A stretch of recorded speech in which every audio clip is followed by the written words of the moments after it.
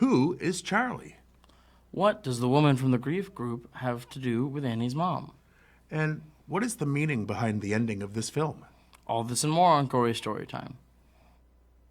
Warning. Gory Storytime is a horror movie review show by a son and his dad who thought that letting his 5-year-old watch scary movies was acceptable.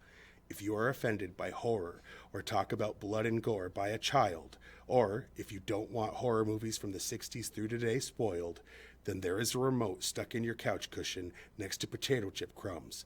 Use it. And of course, parental discretion is advised. Why? You didn't use any. Shut up and start the show.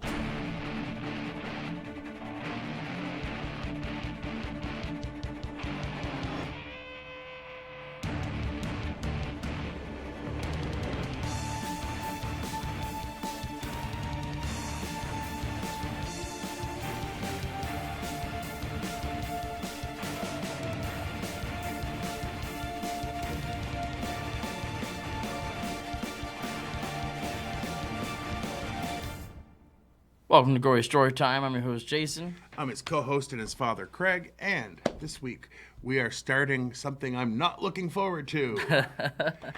I think that was kind of the point, right? I mean, it's exactly the point. We're going to do 4 movies back-to-back that one or both of us have been leery to watch. Watch or finish. Or finish, yeah. There's, sometimes we watch a movie and it's so good we're like, we don't need to watch a sequel. Sometimes There's no need we see for a trailer more. and it looks good and we can't wait and then we're disappointed. But sometimes something about a movie, either people talking about it after it's released or something happens where it just turns us off to it. Yep. And this one I'm leery of. He liked, or I was leery of. Now I've experienced it. It was an experience for sure. And before we get into too much, I want to answer those questions. So the way this works, go back to the beginning and match these up in this order. I don't care. I just don't care. I seriously do not care even a little bit. Anyway, here's the basic premise of the movie. A bunch of people you hate do some stuff and then it ends. Hold up. Not that. Because if you want to really go there, most movies could be described that way. Because I don't like people. No. Okay. Here's the thing. We'll get into this after. Basically, it starts off with a woman passed away, and you're at her funeral, and it's showing how it's affecting her granddaughter because they were close, and the rest of the family, and then weren't. A bunch of stuff that's meant to be creepy happens, and you learn to hate every single character more and more and more until finally they're pretty much dead. Pretty much. I mean, I can second that as someone who did like this. Which says a lot. It's like I'm describing bad things. He's like, yeah, that's true. I like it, though. I mean, it was good. Anyway. So, no, basically it's how it affected the family, and then supernatural stuff begins to happen, and, unfortunate things happen, etc. Some fortunate things happen. Like, there's no way to, do it without giving away the ending, which, I think would save you, but I'm not going to do that because you might be like him and think it's good. Yes. Is there anything you want to say about the premise? Not particularly. All right, why don't we show them the trailer then, so that they can decide for themselves.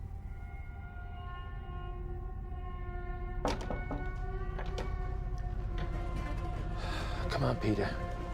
Here's your suit.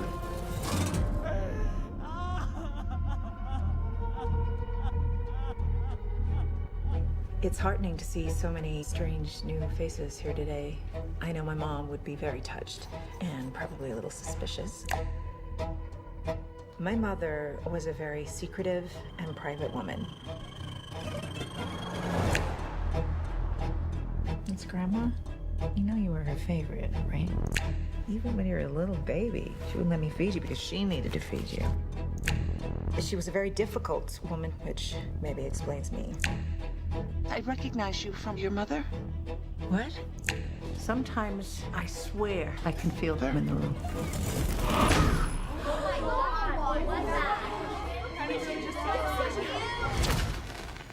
She isn't gone.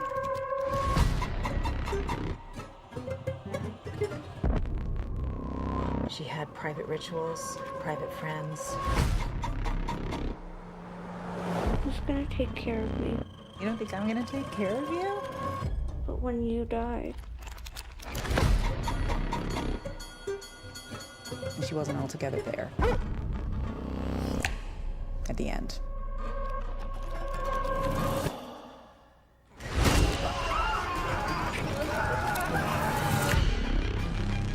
I don't like this. Dad, I don't like this. What's happening? Don't you ever raise your voice at me! I am your mother! Raise your house! Mom, what's happening? Make it stop! Make it stop! I just don't want to put any more stress on my family.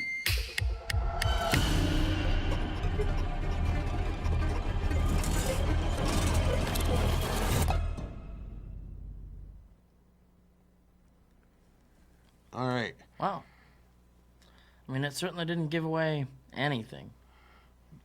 But it certainly made you think things that aren't true. I'm not going to say what It they did are because, do that. we'll get into I mean, we'll probably 100% spoil those that things, thing. Yeah. So if you want to see this, which you should.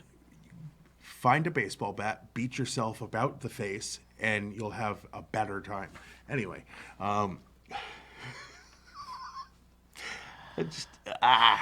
Anyway, what we're really here for, and the only thing that made this worth it, is money. See, Yes. you might think that as horror fans that that's what this is actually all about. It ain't.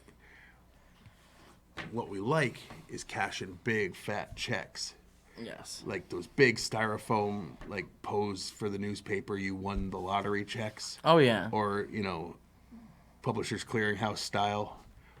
Just, you've seen them, the big styrofoam Everyone's checks that, seen 'em. Don't really fit in the wallet. We swim in those. Yeah, and the way we do that is by telling people that things are good that most of the time we've never tried or would. But, we're willing to lie for money. I mean, everybody else does Which it. makes us way more honest than most people that have shows that they're like, brought to you by this thing I don't care for. Yeah, right? But it's the best. Yeah. Anyway, this week, Gory Story Time is brought to you by Creepy Things, the thrift store that only sells, creepy things. Paintings that will give you nightmares, dolls that move when you aren't looking, artifacts from around the world that have disturbing stories behind them. Creepy Things, because why not own something that makes your skin crawl? And by... And by Cult Makers LLC, the company that uses your delusional mind to build the perfect cult for you. Do you believe in lizard people? We can make a cult for you. Flat Earth? We got you covered. You think you should be able to marry as many people as you want? We can set you up. Become a cult leader today with Cult Makers LLC. That's annoying. There's a reason we don't do these things a lot of the time. I mean, I don't really want to be a messiah to a group of nut jobs. No. You know what I mean? Anyway, all right. Anything you want to say before we get into the behind the scenes or meat and beef, as you like to call it? Nope. Again, not particularly. All We'll right. get into those things. So, here's the things that are true about this that who cares? I don't care about how they made the thing I hate, but Toni Collette had told her agent she didn't want to do any more heavy, dark films and only wanted to do comedies, but she loved the script so much she couldn't turn it down. It must have been a very different script from what ended up on the screen. No. Toni Collette has called Ari Aster the most prepared director she's ever worked with. She praised him for practically having the full movie already shot and edited in his head 2 years before they started filming. this was his actual... Never mind. Ari Aster requested that Alex Wolff and Miley Shapiro go out to eat in character a few times, and they would sit up for 3 hours in silence while Millie wouldn't speak and Alex would try to get her to talk. Ari Aster wanted any effect that could be done practically to be done that way instead of in post-production. Okay. Ari Aster liked Utah for the film because he thought its mountains are beautiful and breathtaking, but also menacing and ominous, and also not really anything to do with the movie. Like, I don't remember looking at the mountains and going, ooh. Like, they lived in an area with a bunch of woods, but that, I didn't Which think means you didn't really mountains- see the mountains. Right. At around an hour and 6 minutes, to make the chalkboard right on itself, the special effects team put a magnet in the chalk and put a magnet on the other side of the chalkboard to make the chalk move. It was very difficult to get a small magnet inside the chalk and make it write smoothly. But, okay, at least... So it wasn't the way that they would usually do it with magnets. It's a different way. According to Alex Wolff, the original cut of the film could have easily pushed over 3 hours. The cut footage mostly consists of more family dialogue. That would have made this movie better.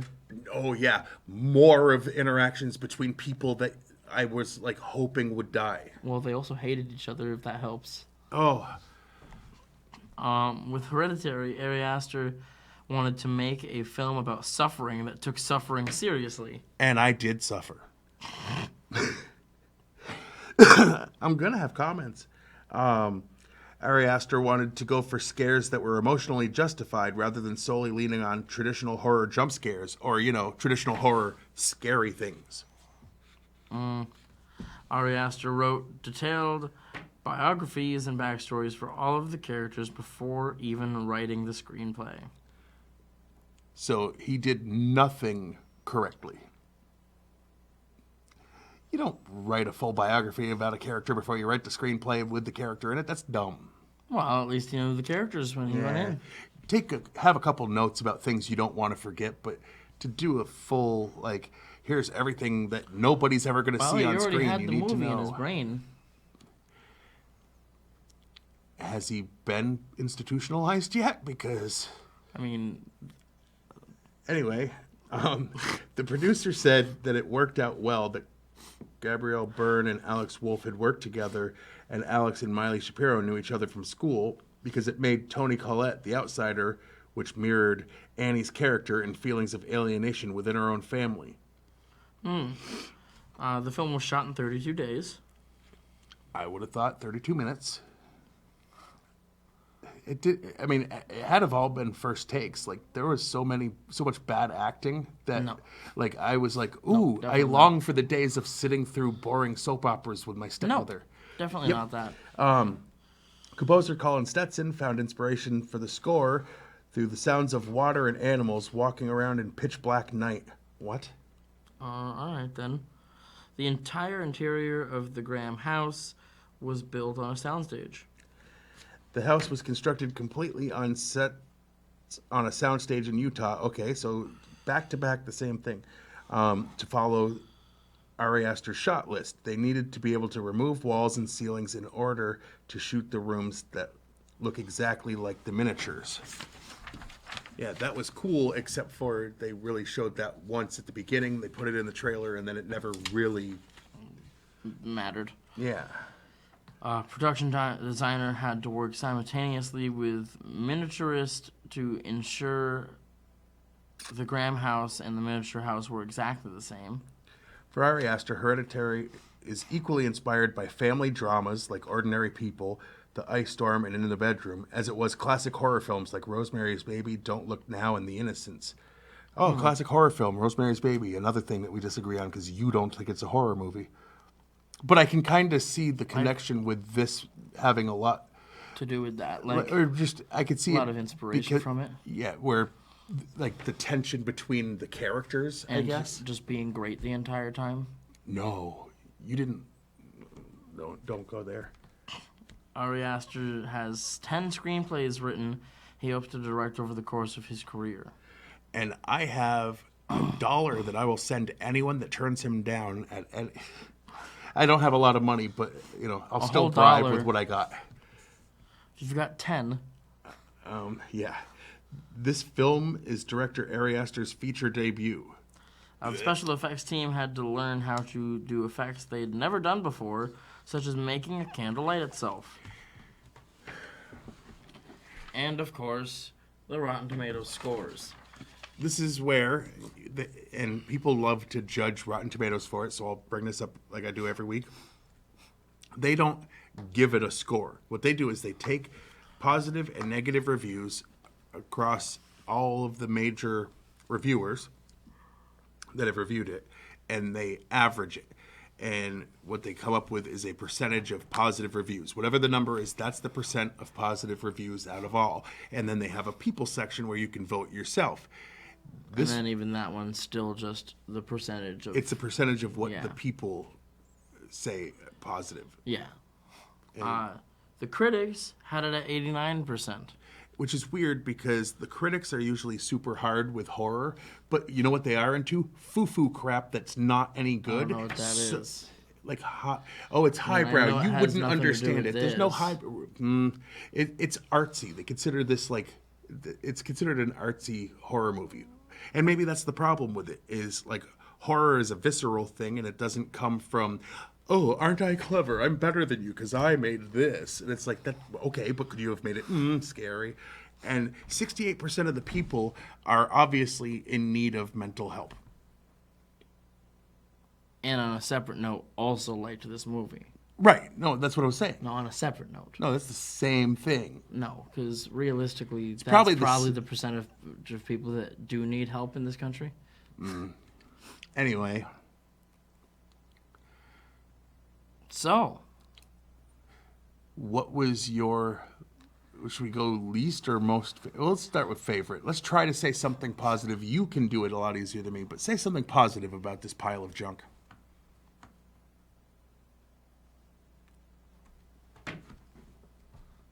well, I love I could have him. said crap. He's I my was- dad. Oh! Anyway, come on. I think that I'm gonna go with. There's a scene in the school. It was shown in the trailer where the kid smashes his face off his own desk, and it's like right at the height of everything. Watching one of the annoying down. characters get hurt is pretty cool. I'll give you that. I mean, yeah, okay. I understand that you don't like any of the characters in the movie. That's kind of part of the point. I mean, if you watch this movie and like any of the characters, you're wrong. You're not supposed to. They're bad Right. people. Yeah, okay. To complain that they successfully did Do you the know thing how many they wanted movies to do. you've told me you hate because you didn't like any of the characters, and then you're going to have a problem with me for saying that? And you're like, yeah, but you're supposed to not like them. That's the best thing about this movie is everybody's obnoxious and stupid. Okay, literally, when you're supposed to not like them, that's okay. Anyway, my least favorite thing was knowing I had to watch it. Favorite. Oh, sorry, my favorite thing. Sorry, I jumped ahead. I'll get back to that then, because I have more to say about that. But my favorite thing was mocking it throughout. I enjoyed annoying you to at least a 10th degree of what the movie was doing to me. Because the entire time I was... See, what you don't realize was more annoying to me was less about you making fun of a movie, because literally no matter the movie, even if we're both enjoying it thoroughly, you making fun of it only makes the movie better for me. Okay.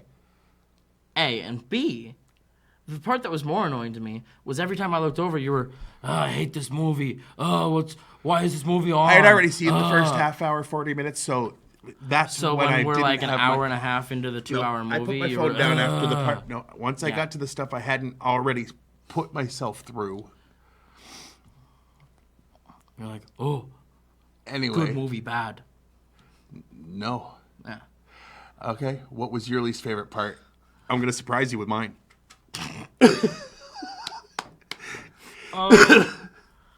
What was my least favorite part?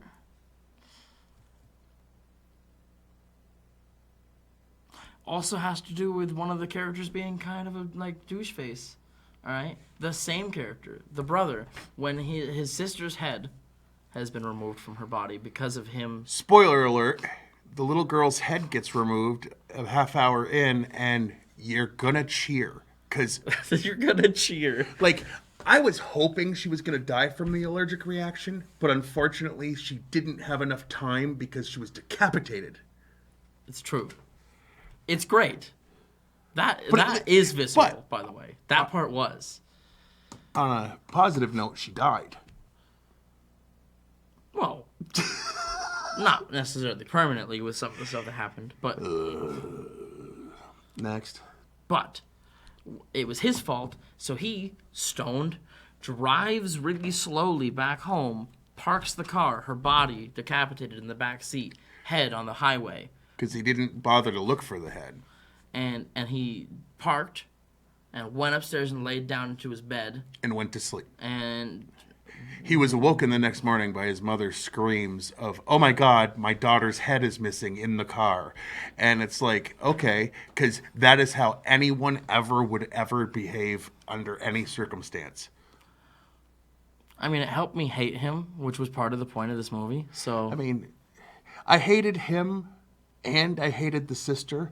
So, like, while I hated his behavior, I loved the fact she died. right. Does that make me a bad person? I think it might. I mean, she was come on. secretly a king of the demons All right, or whatever. my least favorite part was, honestly, like, knowing that this was what you wanted me to start on. Like, from here, the reboot of Halloween sequel thing from a couple years ago is going to be less treacherous for me. Yeah, I don't know. Because this was just, I had already seen it and I knew I hated it. I knew. No, you saw never- like part of it. No, I saw like the first 40 minutes and I hated every minute of those 40 minutes. And I knew I was going to have to sit through those again. And you were like, haha, evil prick. On a scale of 1 to 10. 9. Very easily, I give this movie a 9. 1, because we don't usually go under 1. This movie was like, I am still, this was what, 2 days ago? And Yes. I'm still unhappy. Like, I've had an unhappy feeling from having watched it that hasn't completely gone away. All right, Link. What, just because you didn't get your No. peanut Don't butter worry. milk? There's things that's coming that you don't want to see. That's too. true. I mean, next week I think we're doing one that I didn't really want to see yet. Well, yeah, but the problem is, like, a couple of them, neither one of us did. And Yeah. Anyway. All right. So, let's do the stuff 9, that's on the side. 1. All right. And on the other side of that screen, over there, Yep. you can watch this show on Fact TV channel 1076, Thursdays at 8:30 p.m. and Fridays at 7 p.m. You can like us on Facebook, and by like us, I mean like Gory Storytime and like Fact TV, because they got a page and, you know, they stream some of this stuff live. And if you're watching this and you like this movie and you saw this complaining and you still sat through what I had to say, thank you. And go see the movie. If you haven't seen it, don't put yourself through it. Unless you like bad things that make you feel. I mean, listen to what the Bad. people say. The people say 70% basically, and the He actually critics admitted to said me he liked it because he 90%. watched it in the theater, which makes no sense. This is like something I would have walked out of. But anyway, next thing. You can go to fact8.com and watch a bunch of the back episodes of this and plenty of the other shows and programs and whatnot that they have on this channel. And you can follow me on Twitter for things unrelated to the show. I'm at Craig Jakes, all lowercase, all one word. I'm at Jiggly Fernbrain. I just tweet funny things that he says. I am back up and running. Yes. As and out of of- context, usually out. Yes. And actually, most recent ones do have to do with this movie because you said some funny things and I tweeted them while we were watching this movie. Well. All right. And that's about it, right? Yes. So until next time, I'm your host, Jason. I'm his co-host and father, Craig. And sweet dreams.